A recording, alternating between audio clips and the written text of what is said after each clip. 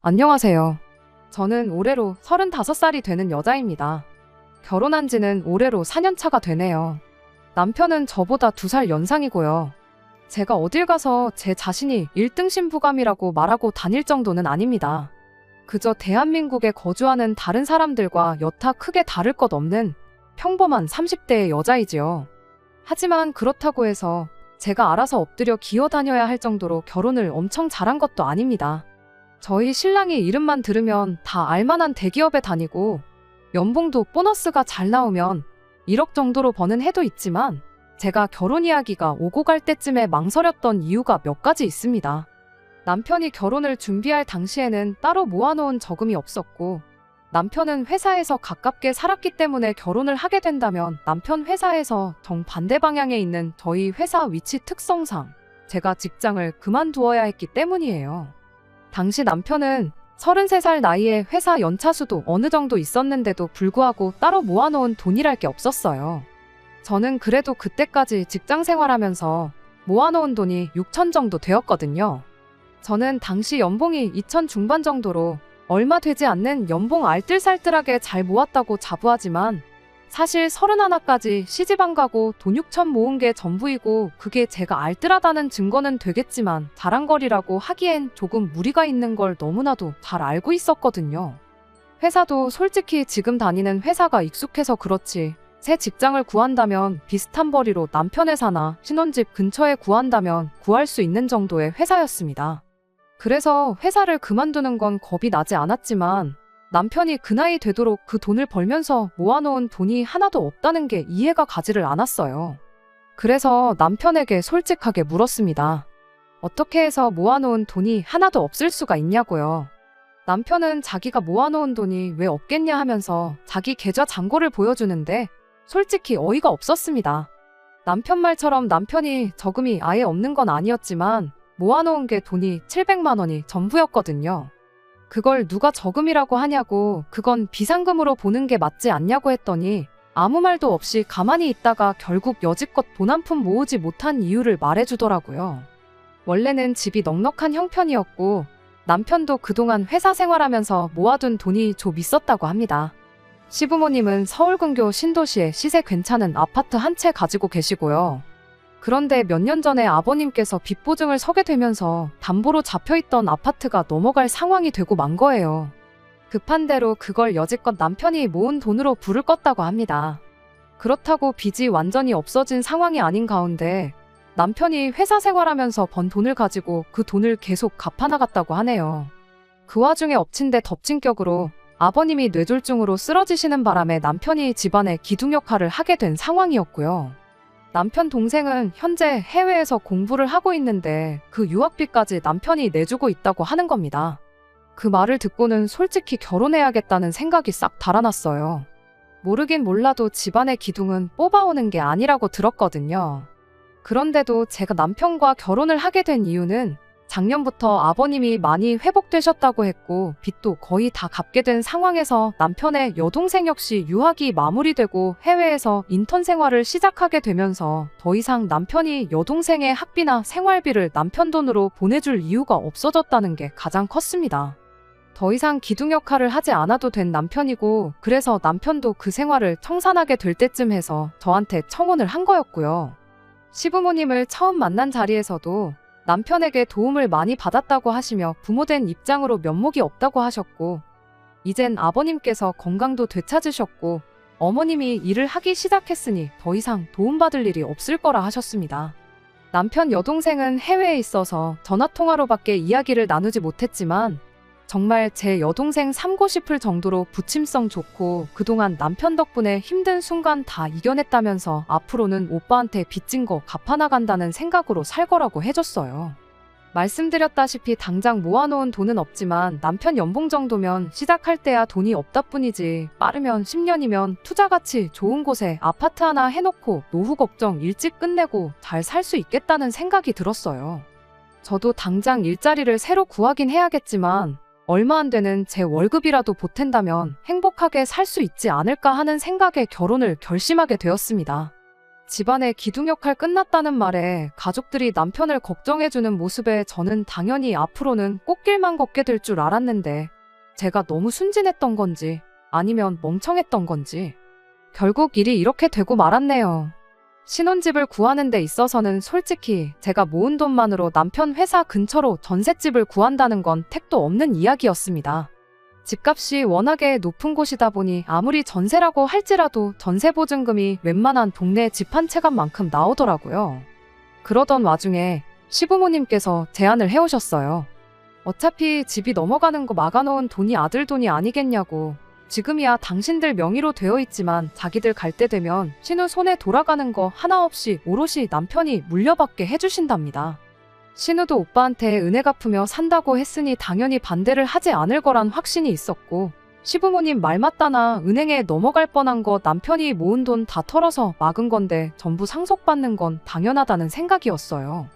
다만 어차피 물려주실 생각이라면 차라리 저희가 전세보증금 때문에 이렇게 허덕이고 있는 상황인데 차라리 이 집을 팔고 어머님 아버님 적당한 곳 구해서 들어가고 저와 남편도 적당한 곳 전세로 구하던지 자가로 구하던지 해서 비싼 아파트 손에 쥐고 있기보다 당장 더 좋은 선택을 하는 게 좋다고 생각했습니다. 하지만 시모의 생각은 달랐어요. 집이 30평대 아파트에 남는 방도 있고 화장실도 2개이니 그냥 이 집에서 같이 살면 어떻겠냐 하시는 겁니다. 말이 같이 살자는 거지. 솔직히 저는 제 방법이 옳다고 생각하는데 이건 그냥 시집살이 하라는 거나 마찬가지라 생각해서 거절했어요. 남편은 쩔쩔매면서 그냥 이 집에서 돈 모아 나갈 때까지는 불편하더라도 제가 참으라고 하는데 불편한 걸 제가 참으면서까지 있을 필요는 없다고 생각했어요. 그리고 남편한테는 불편한 건 당신이 참으라고 하고 남편이 지하철로 출퇴근을 하는 거리가 늘기는 했지만 모아놓은 돈으로 구할 수 있는 전세집 찾아다가 거기에다가 신혼살림을 차렸습니다. 시어머니께서는 자기 제안을 거절한 제게 불만이 있으셨을 거예요. 당장 시부모님이 저를 안 좋게 생각하신다 하더라도 저는 언젠가 저희 이런 생각에 남편도 시부모님도 고맙다고 할 날이 올 거라 믿어 의심치 않았습니다. 그런데 저희 예상과는 반대로 이때부터 시어머니는 이런 저희 거절의 고마움보다는 어떻게든 고집센 며느리를 꺾어놓고 부려먹어야겠다는 생각을 하셨나 봐요. 결혼 후 몇 개월 지나지 않아서입니다. 지역을 옮겨가면서 제가 다니던 회사를 그만두게 되더라도 인수인계 등 마무리를 잘 짓고 나오기 위해 왕복으로 3시간이 넘게 걸리는 거리였지만 저는 계속해서 다니던 회사를 나가고 있었어요. 그 와중에도 신혼집 근처에서 새로 일자리를 구하겠다고 백방으로 알아보고 있는 상황이었고요. 지하철을 타고 한참을 퇴근을 하고 있는데 시어머니한테서 전화가 왔습니다. 시댁에 들르라고 하시네요. 무슨 일로 부르시냐 물었는데 오면 안다고 하시면서 대답을 안 해주셨어요. 시댁 가는 게 어려운 건 아니지만 저는 이미 퇴근길이기도 하고 지하철로 이동해야 하기 때문에 안 그래도 2시간 가까이 걸리는 퇴근길에 시댁에 들려야 한다니 썩 달갑지 않았습니다. 지하철 노선이 겹치는 곳이 없어서 한 번 더 빙 돌아가는 구조였기 때문이에요. 시댁까지 들린다면 퇴근길에 지하철을 3번, 4번을 갈아타야 하는 게 번거로운 것도 있지만 다음날 출근하는데도 지장을 주겠다 싶었거든요. 그래서 급한 일 아니면 남편이 퇴근하면 저보다 일찍 집에 올 테니 남편을 부르라고 했어요. 그런데 팔은 안으로 굽는다고 우리 아들 힘들게 일하고 왔는데 어떻게 오라가라 하냐고 저보고 오라고 하시는 겁니다. 저도 똑같이 일하고 오는 길이고 남편 출퇴근 편하게 하라고 제가 이렇게 고생하고 있는 상황인데 당신 아들이 하는 건 고생이고 제 고생은 고생도 아닌가 싶어서 서운했어요. 저도 일을 하고 오는 길이라고 저도 엄청 피곤하다고 말씀드렸어요. 결혼 전에는 한 번도 꺼낸 적 없던 말인데 결국 벌이를 가지고 뭐라 하시더군요. 내 아들이 얼마를 버는데 피곤하다는 말이 나오냐고 하면서 제가 버는 돈은 돈도 아니라는 듯이 말이죠. 그 말을 들으니 더욱 더 퇴근길에 돌아가면서까지 시댁에 들러야 할 이유를 못 느꼈어요. 그래서 퇴근하고 나서 들르겠다고 대답만 하고 전화를 그냥 끊어버렸습니다. 그리고 그냥 집으로 돌아갔어요. 퇴근은 저보다 늦을 때가 많지만 오며 가며 거리가 저보다 짧아서 그런지 남편은 벌써 집에 와서 집안일을 하고 있더라고요. 그나마 남편이 저한테 잘했기 때문에 시부모님이 저한테 그렇게 행동하셨던 화가 많이 누그러졌어요. 그래도 시댁에 가겠다고 대답을 드렸으니 안 갈 수가 없는 상황이었지요. 애초에 전화 끊으면서 집으로 바로 가서 남편까지 같이 데리고 시댁에 갈 생각이었기 때문에 망설일 게 없었습니다. 시댁에 가자니 남편도 많이 지치고 피곤한 듯 거길 자기가 왜 따라가냐는 느낌의 표정을 지었지만 역시 제가 퇴근길에 고생하고 온 걸 알고 있으니 길게 뭐라 말은 못하고 순순히 따라 나오더라고요. 시댁에 도착했더니 어머님은 대번에 제 뒤에 서 있는 남편 얼굴 보고 표정이 일그러지더군요. 무슨 말을 하려고 부르셨나 싶었는데 어쨌든 그 귀한 아들이 따라왔으니 식사부터 챙겨줘야겠다고 생각했는지 부엌에서 이것저것 음식을 시작하셨어요. 남편 앞으로 고기 반찬들이 다 가 있었지만 그게 그렇게 열이 받을 정도는 아니었어요. 제가 팔만 뻗으면 다 닿는 위치였으니까요. 그런데 진짜 열받는 건 식사가 끝나고 시어머니가 저를 찾은 원래 이유를 늘어놓기 시작했을 때부터입니다. 아버님이 많이 나아지기는 하셨다지만 뇌졸중 후유증 때문에 많이 고생을 하고 계셨거든요. 몸 반쪽이 굳어버리셔서 하루 종일 거의 누워만 계시고 어머님께서 정해진 시간마다 한 번씩 관절이 굳지 않게 스트레칭을 해주시고 계셨다 합니다. 그런데 그게 이제 힘에 부치신다며 그걸 이제 제가 하라고 하는 말씀이셨어요. 스트레칭은 보통 저녁 10시쯤에 하고 있으니 제가 시간 맞춰서 집으로 퇴근하지 말고 시댁으로 오라고 하시는 거죠. 솔직히 어이가 없는 걸 떠나서 어머님이 제정신으로 저한테 저러시는가 싶었어요. 그걸 제가 왜 하느냐고 따져 물었죠. 막말로 시부모님이 남편 부모님이라 시부모님이지 당시에는 평생 남으로 지내온 사람이나 마찬가지잖아요. 그런데 저한테 딸한테 부탁해도 하기 힘든 부탁을 하시니 조금 어이가 없었습니다. 스트레칭만 해드리면 되는 거면 간병인을 쓰면 되는 일 아니냐고 했더니 저보고 그 돈을 내줄 거냐입니다. 그 돈은 당연히 못 내드린다 하니 그러면 어머님이 지금 버는 돈 가지고 간병인 월급 주고 나면 뭐가 남냐고 하면서 저희 보고 당신 생활비를 줄 것이냐 따지시더군요. 제 월급도 얼마 되지도 않으니 남편이 벌어다 주는 돈이 네 월급이다 생각하고 저보고 시아버지 병수발을 들라고 하시는 겁니다. 하루 종일 시댁 와서 막 일하라는 것도 아니고 저녁에 와서 스트레칭하는 것만 도와주면 되는데 그게 뭐가 어렵냐고 하시는 거예요. 간병인 월급도 시부모님 생활비도 드릴 생각 없고 제가 와서 아버님 병수발 들 생각도 없다고 했습니다. 옆에 있는 남편 표정을 보니 난감해하는 표정인데 그게 제 걱정에 짓는 표정인지 아니면 부모님 걱정에 짓는 표정인지는 알 방법이 없었습니다. 다만 그 상황에서 중간 역할 하지 않고 가만히 어떻게 돌아가나 구경만 하고 있더라고요. 그랬더니 시어머니가 결국 한마디 꺼내시네요. 너 이 아파트 갖기 싫으냐고 하시는 거예요. 무슨 말을 하시는 거냐 했더니 자꾸 이런 식으로 나오면 이 아파트를 당신 아들한테 물려주는 게 아니라 자기가 이 집을 팔아서 노후 자금을 하든 나라에 주고 연금을 받아먹든 하겠다는 겁니다. 유산을 핑계로 거의 반협박이나 다름이 없었죠. 그런데 생각해보니 제가 손해볼 것도 없겠더라고요. 100세 시대라고 하는데 어머님 아버님 앞으로 30년은 너끈하실 테고 제 연봉이 어디 가서 자랑할 만한 금액이 아닌 건 알지만 30년 모으면 이 아파트 한 채 정도는 못 살 돈도 아니었으니까요. 그리고 애초에 남편이 아니었으면 은행에 넘어갔어야 할 집인데 그걸 가지고 주네 안 주네 하시면서 저를 부려먹을 생각을 하시니 앞으로 이걸 가지고 몇 년을 더 울고 먹으실 바에 필요 없다고 못을 박는 게 나을 것 같아서 집을 팔아서 간병인을 구하시든 알아서 지지고 볶으시라고 강하게 한마디 하고 나왔습니다. 집에 오는 길에 남편은 제 눈치를 보면서도 말을 아끼고 있었는데 대충 이야기를 나눠보니 그 집을 상속 못 받게 돼도 상관이 없냐고 하면서 자기 평생 번 돈이 들어간 집이다 마찬가지라며 아쉽지 않냐고 하는 거예요. 그래서 남편한테도 한마디 했습니다. 그 아파트 때문에 당신 마누라 평생 시댁에 종살이 시킬 생각이냐고. 그렇게 그 아파트를 상속받아야겠으면 당신이 퇴근해서 시댁으로 가서 아버님 수발 들고 저녁에 집에 돌아오라고 했어요. 그 집에 있어서 보증 잘못 선 것도 당신 돈 들여서 갚은 것도 다 날 위해 한 거 하나도 없지 않냐고. 내가 좋을 거 하나도 없는데 당신하고 당신 부모님 좋으라고 내가 희생할 생각 없다 못을 박았더니 남편도 더 길게 말을 하지 못하더군요. 아무튼 자연스럽게 그날을 기점으로 시댁하고는 척을 지는 정도까지는 아니지만 거의 교류가 없이 지내게 되었습니다. 대신 저도 다른 소리 나오게 하는 게 싫으니 저도 제 할도리만큼은 다 했어요. 명절 때나 어버이날이나 시부모님 생신 때같이 당연히 자식으로서, 며느리로서 챙겨야 할 날들은 아쉽지 않게 챙겨드렸습니다.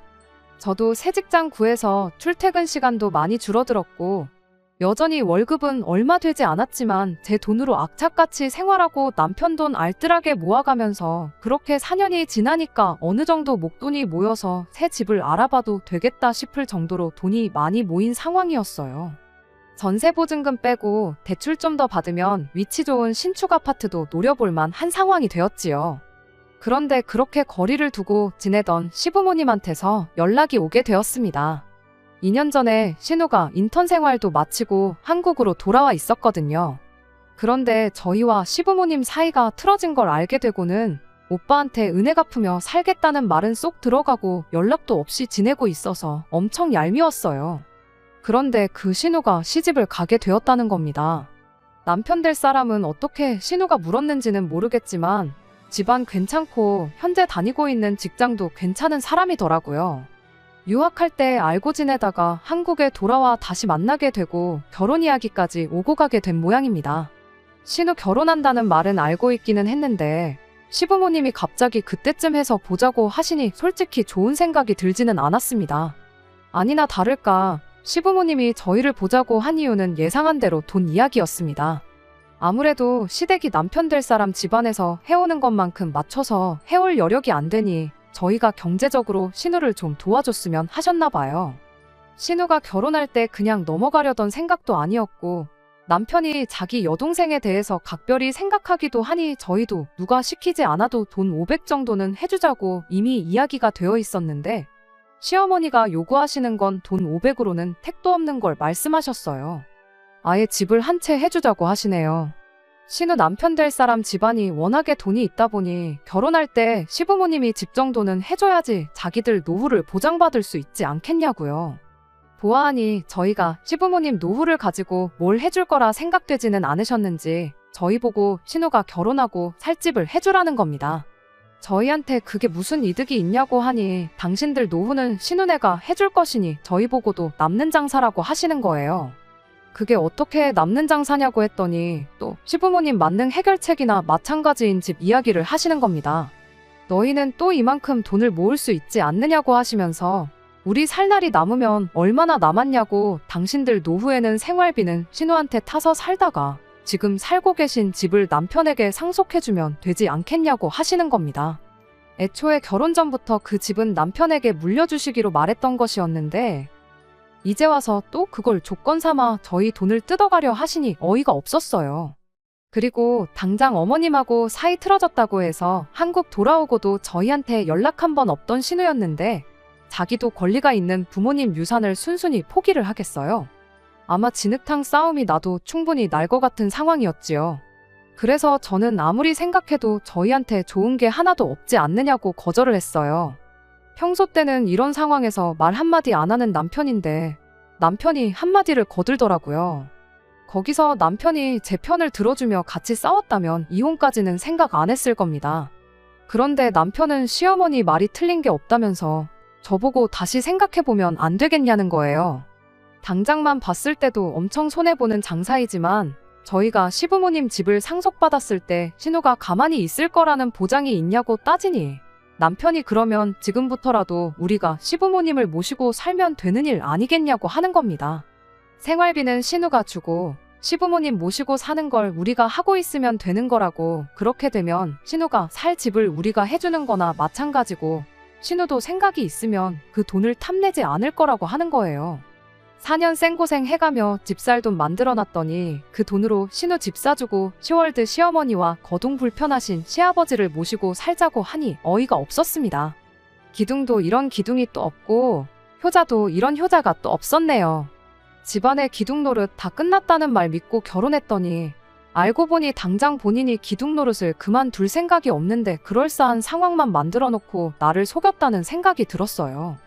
그래서 이혼했습니다. 이 경우 조금만 더 고생하고 아이를 갖자고 계획하고 죽자고 열심히 일하며 돈을 모았던 게 오히려 저한테는 전화위복이 되었네요. 그나마 다행인 건 제 월급이 남편에 비해 많이 적은 편이기는 했지만 전세보증금이 전부 다 제 명의로 되어 있었다는 점과 공동의 재산 증식에 제가 기여한 바를 인정받아 여태껏 모은 돈의 절반은 아니지만 꽤 많은 부분을 분할받을 수 있었어요. 거기에 부모 봉양을 강요했던 게 귀책 사유로 인정받을 수 있어서 모자란 부분은 위자료 청구를 해서 뜯어올 수 있었네요. 모아놓은 돈 빼앗기고 당장 신우 시집 보내주려던 돈도 못 해주게 되니 아쉬웠는지 그제 와서 이혼은 없던 일로 하면 안 되겠냐고 하고 시부모님도 그냥 이제 당신들 집 팔아서 작은 집 구해 살 테니까 용서해달라 제 다리를 붙잡았지만 이미 찍어 먹어봐서 똥인 걸 아는데 그걸 구태여 한 번 더 먹어보는 사람이 어디 있겠어요? 미안하지만 일 없다고 말하고 4년 결혼 생활에 종지부를 찍어줬습니다.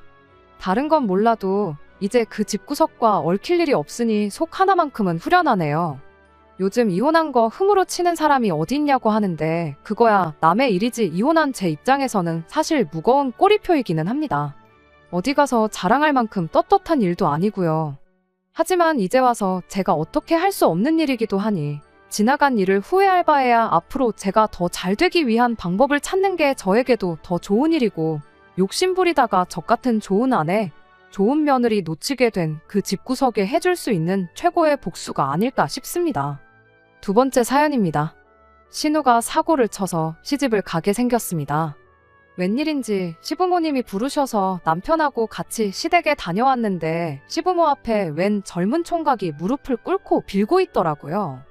둘 다 머리에 피도 안 마른 25살이고 그나마 다행인 건 남자가 군대를 다녀왔다는 사실이고 다행이지 않은 사실은 아직 졸업도 안 한 대학생이라는 거죠. 언제까지 비밀로 할 수도 없고 신우도 배가 불러오니 더 이상 숨길 수 없다는 생각에 4개월 차에 시부모님께 이실 찍고 하고 만 것이죠. 솔직히 저희는 왜 불렀나 싶었어요.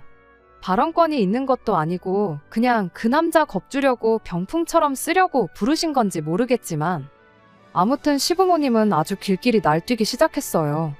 남자한테 정말 입에 담기도 힘든 욕을 사정없이 해대셨고 당연히 결혼시킬 생각이 없다고 눈앞에서 사라지라고 말씀도 조금 심하게 했어요.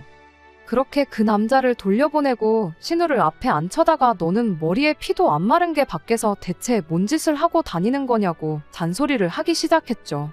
그런데 그 남자가 나간 지 30분도 안 돼서 초인종을 다시 누르더라고요. 이번엔 부모님까지 대동해서 들어오네요. 남자 쪽 부모님은 꽤나 점잖아 보였습니다. 신우가 임신 4개월이나 되었고 지금 당장 화가 나시는 건 알겠지만 따님을 위해서라도 둘이 결혼을 시키는 게 어떠냐며 중재를 하러 오셨지요. 생각해보면 그 집 사람들 말이 틀린 말이 아니지요. 시부모님 당장에 성질난다고 그렇게 화를 내고 계시지만 따지고 보면 신우이 인생이 걸린 일인데 무작정 화만 낸다고 될 게 아니잖아요. 거기에 보통 이런 상황이면 여자가 불리하지 남자 쪽에서는 크게 불리할 것도 없다고 생각하거든요. 그리고 사고는 뭐 남자 혼자 친 건가요? 무조건 남자 잘못이라고 몰아가기엔 신우가 기여한 바도 크다고 생각합니다. 아무튼 시부모님도 남자 쪽 집안에서 저자세로 나오며 결혼을 시키자는 이야기를 시작하니 태도가 살짝 바뀌더라고요. 아무리 그래도 그렇지 지금은 신우 뱃속의 아이부터 챙기며 병원 가서 검사도 받아보고 해야 하는 것 아닌가 싶은데 무슨 생각인지 남자 쪽에다가 니네 아들이 우리 딸 인생 망쳐놓았다는 식으로 우기며 일단 집부터 해와라, 자동차를 해와라, 뭘 가져와라, 뭘 해달라 이런 식으로 우기기 시작했어요. 남자 쪽에서는 당연히 그 집 아들이 사고를 친 거나 마찬가지니 도의적인 차원에서 저자세를 취하셨지만 날이 갈수록 요구하는 게 말도 안 되는 데다가 하나를 해주겠다 하니 이것도 해달라, 저것도 해달라 무슨 눈덩이 불어나듯 늘어나는 요구에 열이 받았는지 그냥 결혼은 없던 걸로 하자고 딱 잘라 말하더라고요. 그때부터 시부모님이 똥줄이 조금 타기 시작했나 봐요.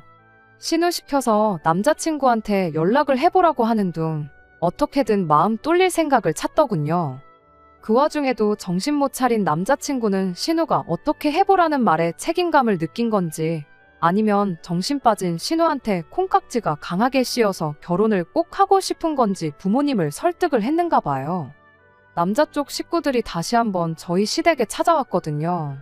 그런데 처음 만났을 때는 아들만 혼자 들여보냈다가 쫓겨나니 이번엔 멀끔하게 차려입고 오셨어요. 옷이 날개라더니 한껏 차려입은 모습을 보니 부티도 잘잘 흐르고 전에 봤던 동네 아줌마 아저씨 같던 분들이 맞나 싶더라고요. 차려입은 옷 때문에 그런가 말투도 행동도 처음 봤을 때보다 더 품이 있어 보이고 시어머니가 말도 안 되는 요구를 하며 놀리라고는 하나도 없는 궤변을 뱉을 때마다도 평정심을 잃지 않고 잘 대처를 하더라고요. 알고 봤더니 그 집 아버지는 지역에서 독점으로 하고 있는 사업을 하고 있었고 어머니는 공무원 출신으로 집안이 아주 좋다고 하더군요. 아무튼 두 사람은 이건 우리 아들 잘못도 있지만 양쪽에서 잘못한 일이고 이미 아이도 생긴 상황이니 좋던 싫던 간에 두 사람이 혼인을 하는 게 맞다고 생각한다고 하시며 집은 원하는 곳에 원하는 대로 마련해 줄 터이니 아이 출산 후 정식으로 식을 올리던지 아니면 지금 당장 식을 올리던지 그것마저도 여의치 않으면 그냥 지금부터 같이 살던지 정하라고 하셨어요. 집을 원하는 곳에 해주냐는 말에 시어머니 눈이 반짝하시며 지역에서 제일 비싸고 신축인 브랜드 아파트 이름을 대며 그 아파트도 해줄 수 있냐고 물으시니 남자 쪽 아버지는 시모 질문에 말씀드렸다시피 원하는 곳에 원하는 대로 마련해 주겠다고 자신있게 대답하시더군요.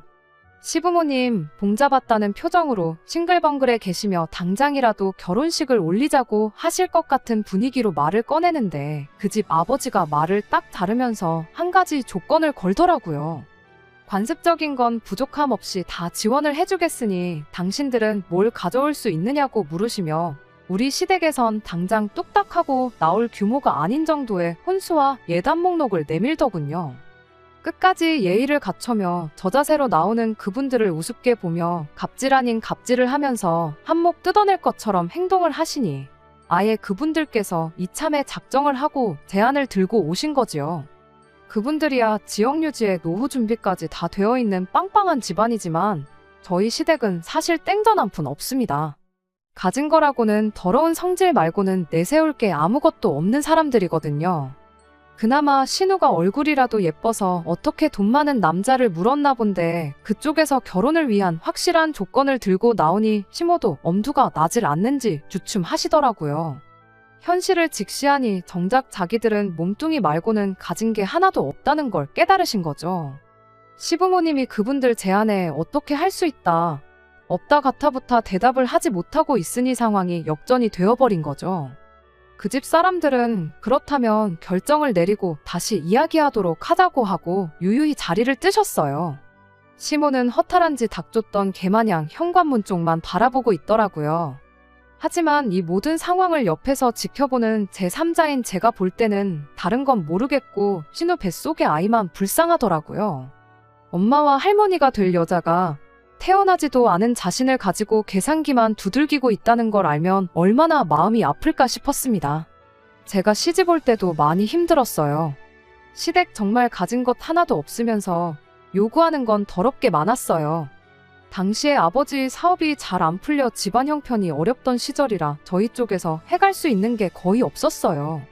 하지만 시댁도 요구하는 거에 비해 뭐 하나 해줄 형편이 안 되었기 때문에 그냥 양쪽 다 집안에서 지원받는 건 없는 걸로 하고 남편과는 단칸방부터 시작하기로 했었어요.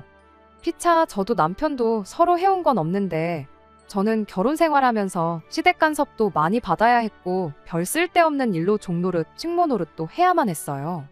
그래도 묵묵히 살았지요. 남편 하나만 바라보고요. 단칸방 생활 시작했지만 둘이서 힘을 합쳐가며 용케도 돈을 모아 단칸방에서 결혼 생활 2년 반 만에 8천짜리 전셋집을 구해 들어가게 되었습니다. 그만큼 남편은 제 든든한 배우자이자 동반자가 되어주었어요. 저희가 전셋집을 구한 시점쯤부터 해서 친정아버지 사업이 잘 풀리기 시작했어요. 아버지께서 제가 시집갈 때 해준 게 없던 것이 늘 마음에 걸렸다며 저만 보면 뭘 자꾸 해주시려고 안달이셨어요. 제가 받지 않겠다고 한사코 거절하니 그렇다면 돈을 모아 새 집을 구해주겠다고 하시더라고요. 그런데 그 약속을 하시면서 저에게 남편이나 시댁 식구들한테는 집을 구해줄 때까지는 비밀로 해달라는 당부를 하시더군요.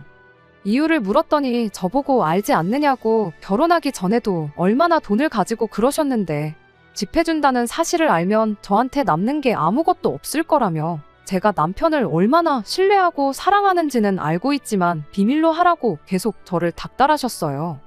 저도 시모에게 당했던 게 있으니 조심해서 나쁠 건 없겠다는 생각에 그렇게 하기로 했고요. 이번 신우의 일도 사실 제가 친정아버지께 부탁하면 어느 정도 도와줄 수 있었지만 일부러 관여를 하지 않았어요. 하다 정 안 된다면 그때 가서 제가 조금이나마 보태줄 의향은 있었지만요. 그런데 시어머니는 당장 남자 쪽 집안에서 요구하는 걸 맞출 수 없다는 생각에 많이 화가 나셨나 봐요. 그 상황에서 남 탓을 하기 시작하더라고요. 남 탓이라기보단 제 탓을 하셨죠. 며느리라고 하나 있는 거 이럴 때 도움도 안 되고 쓸모가 없다고요. 그러면서 제가 아이가 없는 걸 가지고도 뭐라고 하시더라고요. 아직 때가 되지도 않은 신우는 벌써부터 아이를 가졌는데 대를 이어야 할 며느리는 임신도 못하고 저러고 있다고요. 제가 몸이 안 좋아서 아이를 가질 수 없는 몸이기는 한데 그걸 가지고 또 제 속을 후벼 파시니 마음이 안 좋았어요.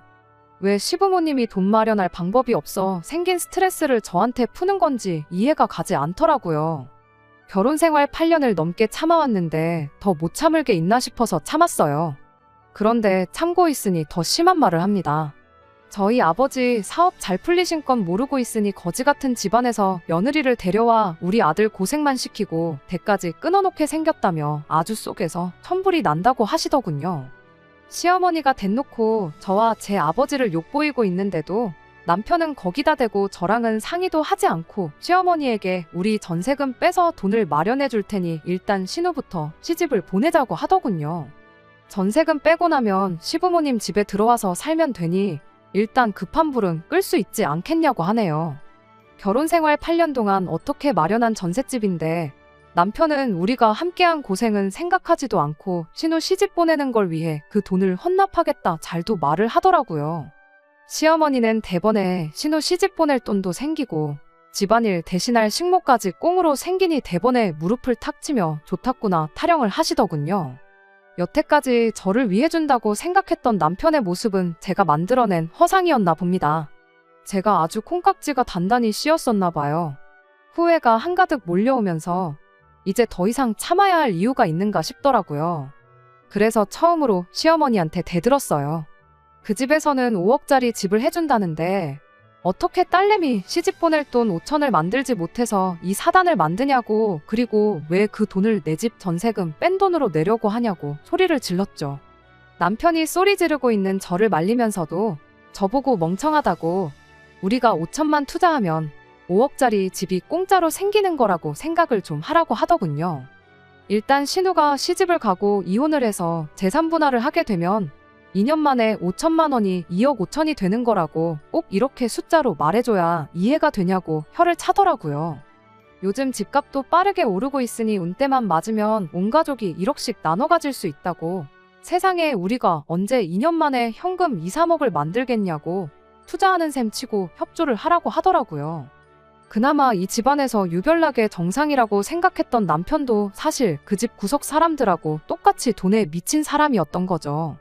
지금 신우 뱃속에 아이가 태어나느냐 마느냐 하고 있는데 신우까지 포함해서 온 가족들이 그 집안하고 결혼해서 벌게 될 돈을 계산하고 앉아있으니 그 자리에 있는 사람들이 돼지처럼 보이기 시작했습니다. 온 가족이 보는 앞에서 선언을 했습니다. 그렇게 그 돈으로 신우 시집을 보내야겠으면 빼라고, 전세금은 8천이고 둘이 맞벌이 하면서 모은 거니 반은 제가 가져가겠다고요. 그리고 그 돈을 나누는 순간 저는 이 결혼 생활 그날까지만 하고 끝내겠다고 선언했습니다. 제가 강하게 나오면 미안하다 사과라도 할 줄 알았는데 그 와중에 그 집 구석 식구들 표정이 마치 반이라도 받게 돼서 다행이라는 듯한 표정으로 밝아지면서 안도의 한숨까지 내쉬더라고요. 그러면서 돈 1,000만 원은 어디서 구해야 하냐며 상의를 하더니 저보고 가져갈 땐 가져가더라도 1,000만 원을 빌려줄 수 있겠냐고 물어보더군요. 그 순간 정말 남아있던 일말의 정마저도 다 떨어져 버렸어요. 전세금을 빼고 저희 집 짐을 시댁으로 옮기는 그날, 저는 아버지에게 전화를 했어요. 회사에서 쓰시는 외제차를 끌고 저를 데리러 오셨습니다. 시댁 인간들은 친정아버지 등장에 넋이 나가버렸죠. 그동안 사업 망한 사돈 집안에 단칸방에서 시작해 종노릇을 시켜도 군소리 한 번 안 하던 거지 집안이라고 생각을 했는가 본데, 그 거지라고 생각했던 친정아버지가 떡하니 외제차를 끌고 오시니 말이죠.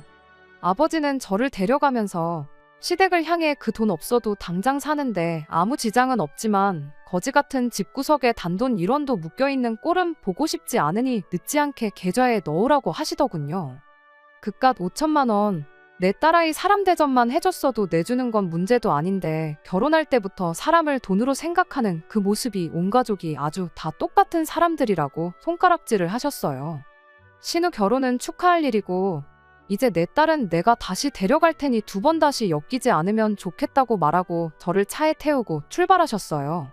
아버지 차 룸미러로 그 작자들을 슬쩍 쳐다봤죠. 어쩔 줄 모르고 멍하니 서서 멀어지는 아버지 차만 바라보고 있는데 차가 멀어지는 만큼 똑같이 멀어지는 남편과 시댁 식구들을 보니 참 오만 가지 감정이 오고 가더라고요. 어려울 때 가장 힘이 되는 건 남편이 아니라 가족이었네요. 제가 참 어리석었어요. 언젠가 벼뜰 날이 오겠지 싶어 참아온 허송세월이 안타깝기만 하더라고요. 그래도 이제 다시 부모님과 함께 살게 되니 저는 다시 집안의 공주님이 되었네요. 아버지 출근하고 적적하신 어머니 말동무가 되어주고 일 끝나고 지치신 아버지한테 애교도 부려보고요. 내 존재가 이렇게 소중할 수 있는지 새삼 깨달았습니다. 후기라고까지 할 건 없지만 얼마 전에 남편이 용서를 구하며 연락이 와서 최근 소식 한번 전해드려요.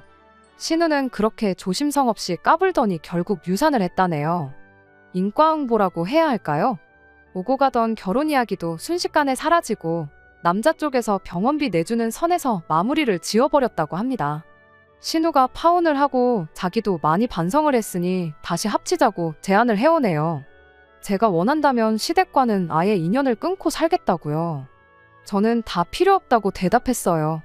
신우가 그렇게 된 것도 너가 나를 잃게 된 것도 전부 자업자득이라고요.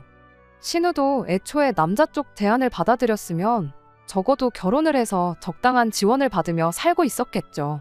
남 탓만 하는 사람들이 애초에 자신들이 일을 해결할 생각은 하지 않고 남의 덕만 보려고 하는 건 양심이 없는 거라고, 이제 2번 다시 저한테 연락할 생각하지 말고 그렇게 자식 장사해서 어디서 호구라도 물어서 인생 역전 제대로 한번 해보라고 하고 전화를 끊어버렸어요.